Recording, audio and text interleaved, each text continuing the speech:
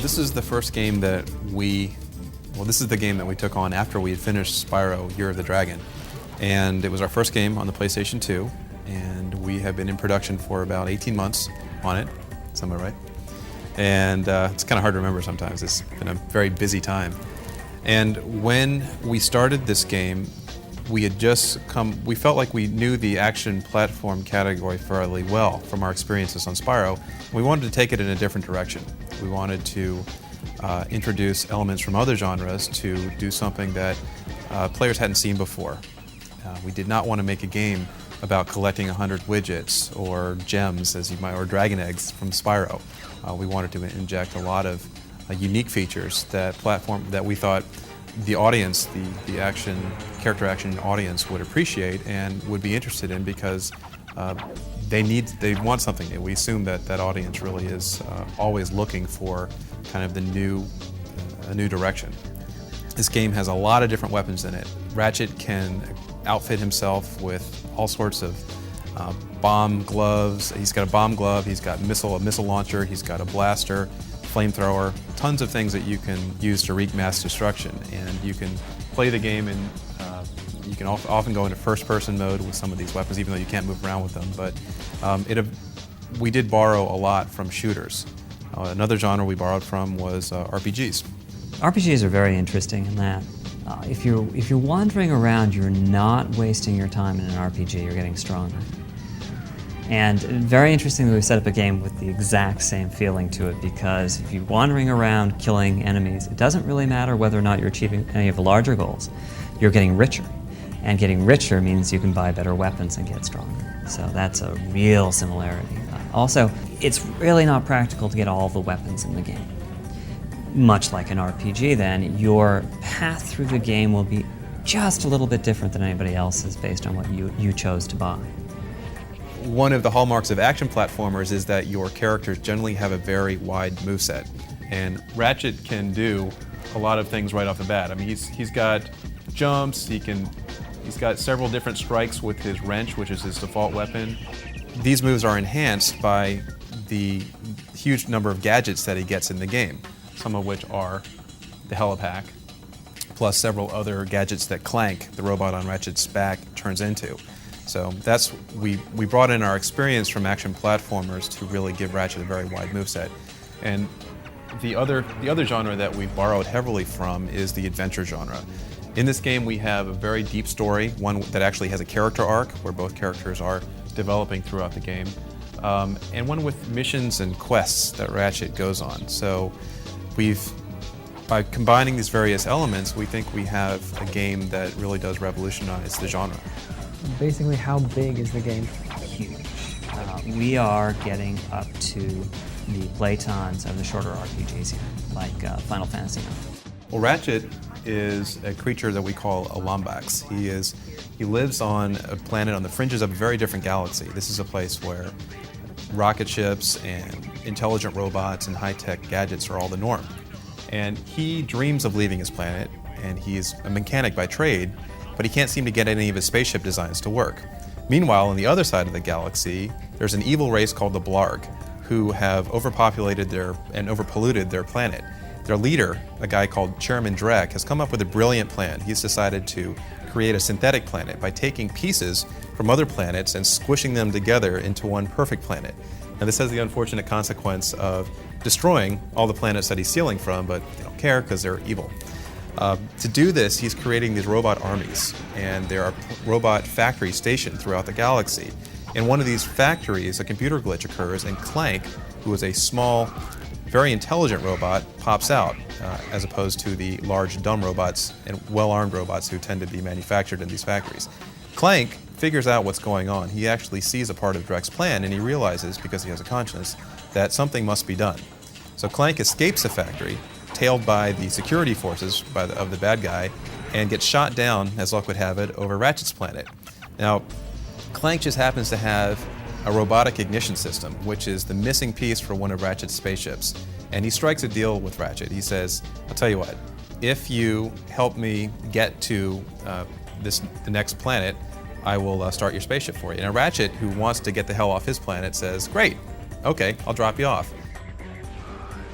our programmers feel that we're probably using about 50% of the PlayStation 2's capabilities, and that is just like with the PlayStation 1, the further you get along in the hardware cycle, the more you discover about, the more tricks you discover about how to really maximize the hardware's potential, especially when you're making a game that is PlayStation 2 specific, because we put all of our resources into an engine that's designed for the PlayStation 2. And you guys are using the vector units. I'll look to Mark on this one because I am Extensively. Okay. Extensively. If you do it correctly, you can be issuing up to 4 instructions every cycle on the PlayStation 2, which is pretty amazing. So when I look at these games, what I see is that in terms of creating these million polygon handcrafted worlds with really long views, there aren't very many out there, and there aren't very many out there on any hardware. It's not, I mean, with Xbox and GameCube released after PlayStation 2, and yet you can't find those games on those hardwares either. So I'm really not sure what's up in terms of the hardware performance overall. All I know is that on PlayStation 2, there's Jak and Daxter, and now Ratchet Clank.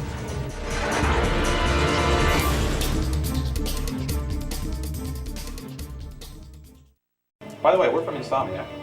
You know, I represent about 45 people who are working hard in LA to try to finish up the game in the next few weeks. And we've been working on it for about 18 months. These are the defense droids, another weapon that we have that are great for providing, defense.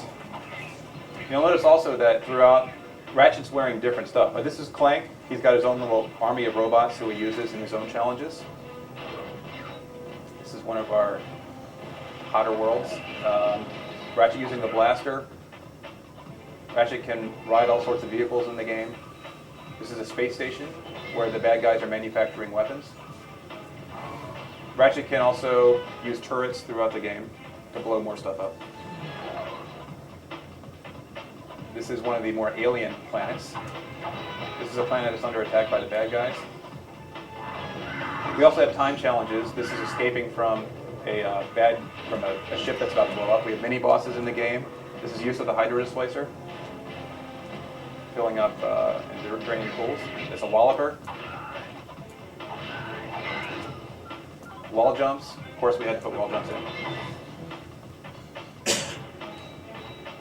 One of our island bubbles. Use of the magnet boots. So as you can see, there is a lot of visual variety here. This is only showing off, I think, about 7 or 8 of the levels in the game, and there are 10 more of them.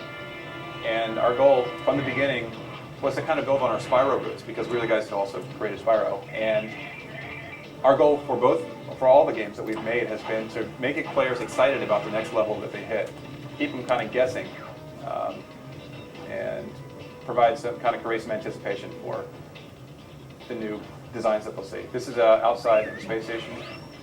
This is a great gadget. This is called the taunter. If you use the taunter, it throws out epithets at the enemies and will bring them in. It's really helpful useful when used with the mine glove, which will drop magnetic mines. Another grind rail challenge.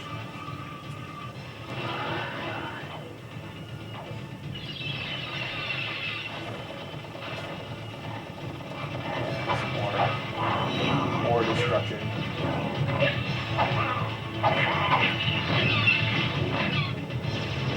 One of our bosses in the game.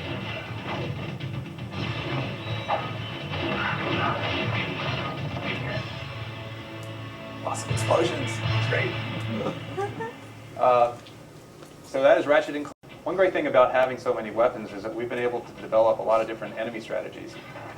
There are many, many levels where you are encountering brand new enemies. In fact, I think every level has at least a couple new enemies that you have to learn about and develop strategies for combating.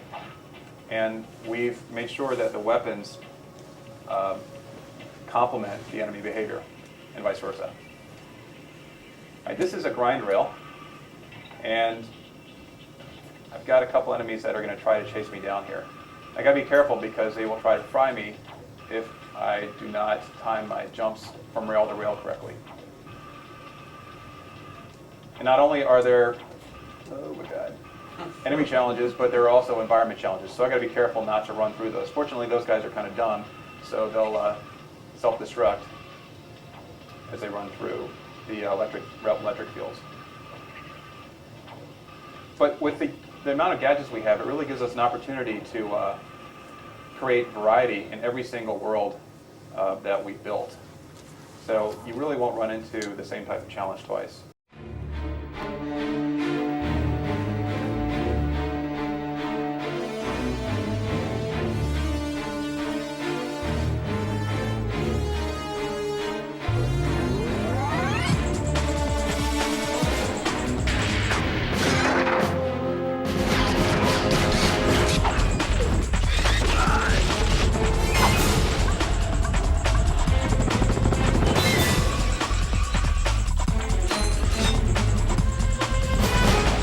Hi, and welcome to our video preview for Ratchet & Clank for the PlayStation 2. Now, this game is in development by Insomniac Games. Now, this team actually created the Spyro franchise, but after they released, I believe it was Spyro 3 back in 2000, they decided that they had had enough with the franchise. They sold it off to Universal Interactive and decided to do their own game.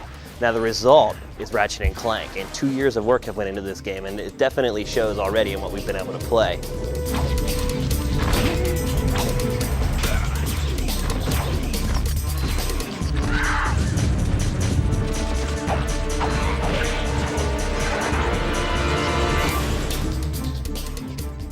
Now, the premise behind the game is that Ratchet is an alien living on a planet. He's lived there his whole life, and all of a sudden this alien force called the Blarg comes in and starts mining his planet for resources. Now, he doesn't want to just sit back and watch his planet get decimated by the aliens, so he decides to try to get off the planet. Unfortunately, he has a rocket, but he doesn't have an ignition wire. Well, luck would have it that a robot named Clank escapes from a robot factory and crash lands on Ratchet's planet. And the two get together and kind of have a symbiotic relationship, and then both of them want to get off the planet, and it just so happens that Clank has that ignition wire that Ratchet needs to start the rocket.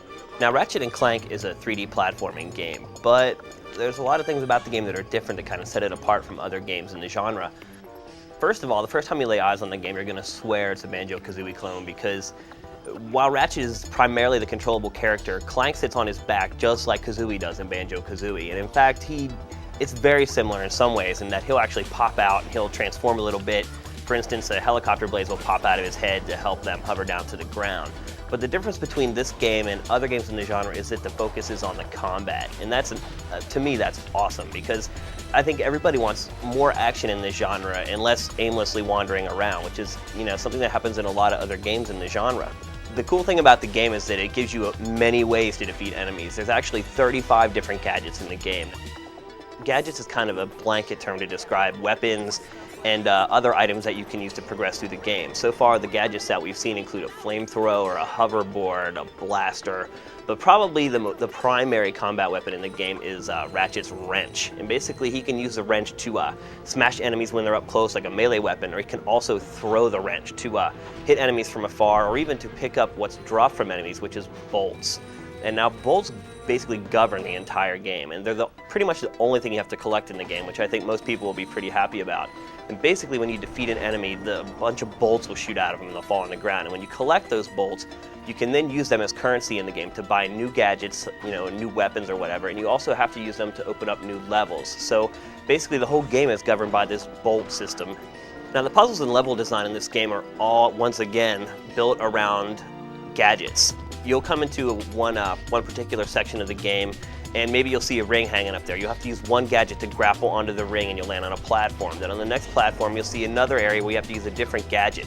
And the whole game is built around this. And the cool thing is that you don't have to necessarily buy the gadgets in a set order. You can basically purchase them in whatever order you want to, as long as they're available. So in this way, the game's actually kind of different for each person. Now, much like Kazooie and Banjo-Kazooie, Clank can actually be upgraded. And like I said before, he has abilities like being able to have the propeller pop out of his head so they can float down, but he also does a bunch of other things too. For instance, he can, if you upgrade him, he can help you jump higher, or he can help you jump farther.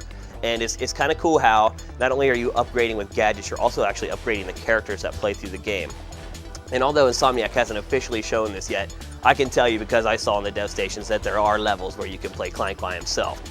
Now, like most 3D platformers, Ratchet & Clank's graphics are colorful and they're bright, and maybe the character models will appeal to kids or whatever, but from a technical standpoint, this game kicks some serious ass. I mean, the graphics engine in this game, it can draw so many polygons at once. In fact, when I first laid eyes on the game, I had problems believing that it was a PlayStation 2 game. Not only does it draw a lot of polygons like Jak and Daxter, you can still see like a lot of detail from a distance, which is something you couldn't do in Jak and Daxter. It would actually haze out a lot of objects in the distance, and in this game that's not the case. You can see literally for miles. There's one section in one of the levels where you hop on a little hover train, and you can kind of just stand on the train and just go into a first-person viewing mode and just look around and see everything going on. I mean, the world's there. There's hovercraft flying from one end of the level to the other, and at the same time there's exhaust flying out of their tailpipes, and all this is pulled off with no hit in the frame rates. And to be honest with you, it's probably the most technically impressive PlayStation 2 game I've laid eyes on so far. The textures are probably the game's weak point so far. I mean, they're not bad, and there's definitely a nice variety, but they're kind of flatly shaded, and they could definitely maybe be a little higher resolution. But seriously, that's about the only complaint I have with the game's graphics. The animation is also top-notch, and the cool part about the animation is that you can actually combine moves together. Another thing I should mention about the graphics is the camera. The camera in this game is great, and the reason why the camera is so good in this game is because they worked on it for 9 months. Most development studios aren't going to give the camera the attention that Insomniac has given to Ratchet & Clank's camera, and again, it's just another one of those little things that separate the great games from the good games, and I can already see by spending some time in Insomniac that this team is dedicated to making sure that this game sets a new paradigm in the genre. Overall, I'd have to say that I'm very excited for Ratchet & Clank. I mean, granted, I'm a platforming junkie. If you've watched or read GameSpot for very long, you probably know that by now, and games like this definitely get my motor revving. But what really gets me excited about this game is that Insomniac has taken the time to remedy a lot of the problems that I've had with platforming games in the past. For instance, certain parts of the levels, after you get past them, the levels will mutate and it will create a shortcut, so you don't have to constantly backtrack through the same levels. And perhaps the biggest and most simple change, and something I've been asking for forever from the genre, is a map. This game has a map. It'll show you where objects are, where enemies are, which objectives you have or have not accomplished, so you're not just aimlessly wandering around trying to figure out where this one little piece of the puzzle fits in.